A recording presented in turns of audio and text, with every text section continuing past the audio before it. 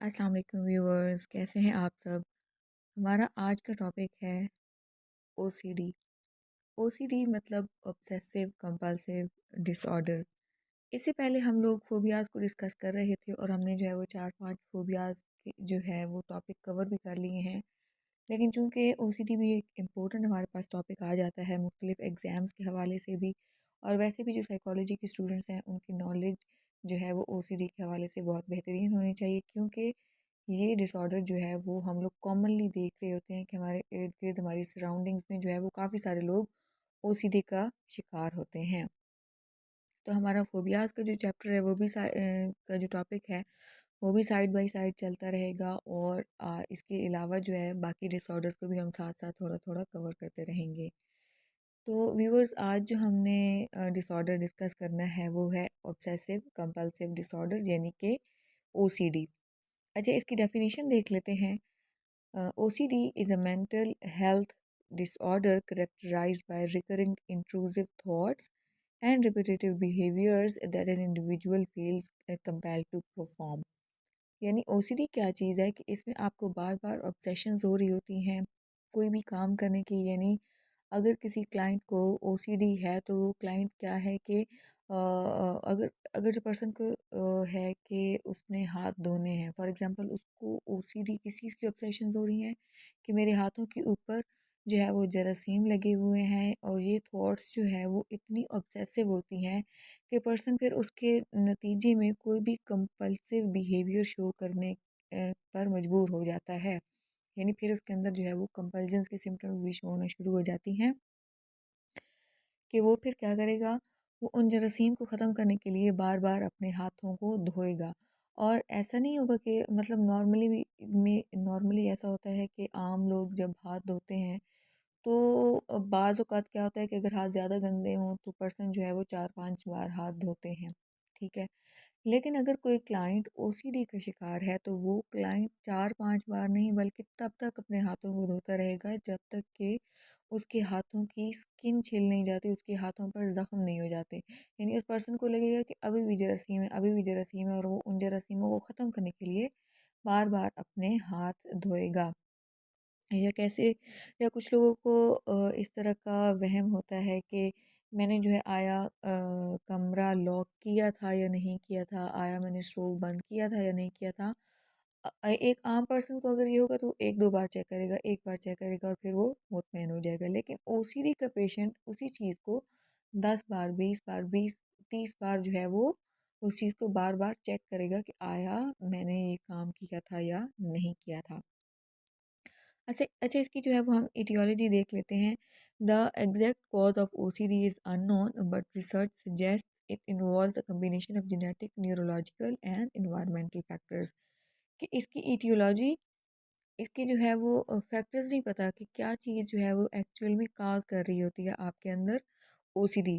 लेकिन मुख्तलिफ हवालों से जेनेटिक्स को भी इसका ज़िम्मेदार करार दिया गया है। जेनेटिक्स में किस तरह से कि अगर आपके पेरेंट्स में है, स्पेशली मदर के अंदर अगर ओसीडी पाया गया है तो हो सकता है कि जो न्यू जनरेशन या न्यू बॉर्न बेबी होगा उसके अंदर भी ओसीडी के चांसेस पाए जाएंगे, लेकिन ये ज़रूरी नहीं है। उसके अलावा न्यूरोलॉजिकल फैक्टर्स हो सकते हैं and environmental factors. Environmental factors किस तरह से इफ़ेक्ट कर सकते हैं कि हो सकता है उस जो पर्सन है उसने अपने सराउंडिंग्स में इस तरह का बिहेवियर देखा होगा कि कुछ जो है वो इतनी स्ट्रिक्ट पेरेंटिंग हो रही होती है कुछ बच्चों की कि पेरेंट्स कहते हैं कि तुमने फ़लाँ चीज़ ऐसे ऑर्गेनाइज़ करके रखनी है, ये चीज़ ऐसे ऑर्गेनाइज़ करके रखनी है। और मतलब बच्चा अगर आके स्कूल से और अपना स्कूल बैग बैग फेंक देता है तो पेरेंट्स इतनी सख्ती से उसको बार बार इस चीज़ से रोकते टोकते हैं कि वो चीज़ फिर उसकी जो है वो लाइफ का हिस्सा बन जाती है। फिर इस स्ट्रिक्टनेस से उसके अंदर मज़ीद ऐसी चीज़ें डेवलप होना शुरू हो जाती हैं कि वो फिर हर एक चीज़ चाहता है कि मेरी एक एक चीज़ ऑर्गेनाइज्ड वे में पड़ी हो और कोई चीज़ जो है वो मेरी इधर से उधर ना हो। और यही बिहेवियर अगर उसका कंटिन्यू रहे तो कुछ अर्से में जो है ये उसकी ऑब्सेशन बन जाती है, और फिर ऑब्सेशन जो है वो साथ में कंपल्सिव बिहेवियर की तरफ लीड करती है। तो इन्वायरमेंटल फैक्टर्स भी इस सूरत में बड़े असरअंदाज साबित होते हैं। अच्छा, इसकी कॉजेज़ वही कॉजेज़ आ गए कि जेनेटिक्स, यानी अगर फैमिली हिस्ट्री आपकी है ओसीडी की तो फिर हो सकता है कि जो न्यू जनरेशन होगी उसके अंदर ओसीडी के चांसेस पाए जाएंगे। अच्छा, उसके बाद जो है वो न्यूरोट्रांसमीटर इम्बैलेंस, सेरोटोनिन का लेवल और डोपामिन का अगर डिसरेगुलेशन, इनके लेवल अगर कम हो जाते हैं तो फिर उस सूरत में भी, यानी इन न्यूरोट्रांसमीटर्स के इम्बैलेंस की सूरत में भी पर्सन को जो है वो ओसीडी की शिकायत हो सकती हैं। इन्वायरमेंटल फैक्टर्स में देख लेते हैं कि ट्रॉमा हो सकता है, स्ट्रेस हो सकता है, लर्नड बिहेवियर्स जैसे कि मैंने अभी एक्सप्लेन किया है कि अगर उसकी पेरेंटिंग जो है वो इतनी स्ट्रिक्ट की गई है तो उस सूरत में बच्चे के अंदर ओसीडी आ सकता है, या कोई भी ट्रॉमा, फॉर एग्जांपल अगर बच्चा जो है वो या कोई भी पर्सन जो है अपने सामने खुदा न खास्ता किसी को ऐसे शख्स को देख लेता है जो किसी का मर्डर कर रहा हो, तो अगर बच्चा जो है या पर्सन जो है वो ब्लड देख लेता है तो ये चीज़ उसके अंदर इतना ट्रॉमा क्रिएट कर देती है कि पर्सन को फिर उस पर्सन को लगता है कि मेरे अपने हाथों में ब्लड है, और उस ब्लड स्टेन्स को ख़त्म करने के लिए वो पर्सन बार बार अपने फिर हाथ धोएगा, या कोई भी किसी भी किस्म का ट्रॉमा जो है वो आपको ओसीडी की तरफ लीड कर सकता है।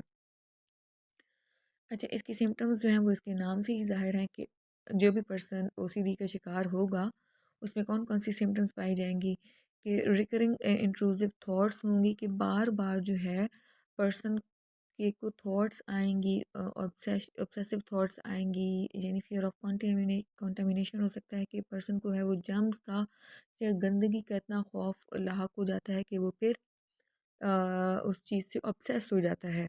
रिपीटेटिव बिहेवियर्स यानी वो फिर कंपल्जन्स शो करेगा, कंपल्सिव बिहेवियर्स शो करेगा, किस तरह से कि वो एक्सेसिव हैंड वॉशिंग करेगा, और हैंड वॉशिंग भी मैंने आपको बताया है कि वो इस तरह से हाथ धोएगा कि उसके स्किन जो है वो छिल जाएगी या हाथ बाज़ औक़ात ज़ख्मी हो जाते हैं। अच्छा, मेंटल कंपल्जन्स किस तरह से हो सकती हैं, कि काउंटिंग रिपीटिंग फ्रेजेस, कि कुछ पर्सन जो है वो बार बार अल्फाज दोहराते रहते हैं, और अवॉइडेंस बिहेवियर शो करेगा, यानी पर्सन जो है अवॉइडेंस बिहेवियर किस तरह से, कि पर्सन ऐसी जगहों पर जाने से अवॉइड करेगा जहाँ से उसको डर हो कि मुझे जर्म्स लग जाएंगे, या गंदगी वाली जगह पे पर्सन जो है वो जाने से परहेज़ करेगा। और ऐसे लोग हम अपने इर्द गिर्द जो है वो अक्सर देख रहे होते हैं, लेकिन चूंकि अवेयरनेस नहीं होती तो वो लोग बेचारे जो है वो प्रॉपरली अपने डिसऑर्डर का ट्रीटमेंट नहीं ले पाते, और ये चीज़ जो है वो थ्रू आउट उनकी लाइफ के साथ फिर चलती रहती है। इवन हम, अगर मैं अपनी ज़ात का बताऊं तो मेरे अपने इर्द गिर्द जो है वो काफ़ी ऐसे लोग पाए गए हैं जो ओसीडी के पेशेंट्स हैं, लेकिन इन्वायरमेंट की वजह से या हमारी सोसाइटी का कुछ इस तरह से किरदार आ जाता है कि कोई भी इस चीज़ को एक्सेप्ट ही नहीं कर पा रहा होता कि हाँ हमारे साथ कोई मेंटल प्रॉब्लम चल रही है। अच्छा, इसमें कोमॉर्बिडिटी किस तरह से आ सकती है, कौन कौन से इसके जो है वो साथ में कोमॉर्बिड डिसऑर्डर हो सकते हैं। मेजर डिप्रेसिव डिसऑर्डर, जाहिर सी बात है आप जो है वो एक जो दो बिहेवियर कंसिस्टेंटली शो परफॉर्म कर रहे हैं तो आपके अंदर डिप्रेशन की सिम्टम्स आना शुरू हो जाएंगी। एंजाइटी डिसऑर्डर्स आपके अंदर जो है वो फोबियाज डेवलप होना शुरू हो जाएंगे, या ईटिंग डिसऑर्डर्स किस तरह से कि पर्सन जो है वो फिर उसको ऑब्सेशंस होंगी कि मैंने खाना है बहुत ज़्यादा, और यही खाना जब उसके अंदर जो है वो ऐसी थॉट्स आएंगी तो फिर वो कंपल्जन शो करेगा, वो बहुत ज़्यादा खाना शुरू कर देगा। एडीएचडी जो है उसके अंदर पर्सन के अंदर हो सकता है कोमोबिडिटी एडीएचडी की आ सकती है। ज़ाहिर सी बात है पर्सन जो है वो अगर कहीं पे अब अपनी क्लासरूम में बैठा हुआ है या कहीं भी किसी ऐसी सोसाइटल अरेंजमेंट में बैठा हुआ है जहाँ पर वो अपने हाथ बार बार नहीं धो सकता, तो उस पर्सन का ध्यान जो है वो उस स्पेसिफिक सिचुएशन से निकल के बार बार जो है वो उस कंटामिनेशन की तरफ जाएगा, जिसकी वजह से उसकी अटेंशन जो है वो डाइवर्ट होती रहेगी। अच्छा, इसकी ट्रीटमेंट देख लेते हैं। सीबीटी जो है वो इस डिसऑर्डर के लिए बहुत इफ़ेक्टिव साबित होती है। क्यों? क्योंकि जो थेरेपिस्ट होता है वो आपकी कॉग्निशन पे काम करता है, आपके जो कंपल्सिव बिहेवियर्स हैं उनको बेहतर करने की कोशिश करता है। उसके अलावा एक्सपोज़र थेरेपी, अच्छा एक्सपोज़र थेरेपी की जो मैं अब अपनी पर्सनल एग्ज़ाम्पल दूँगी कि किसी हद तक मुझे भी जो है वो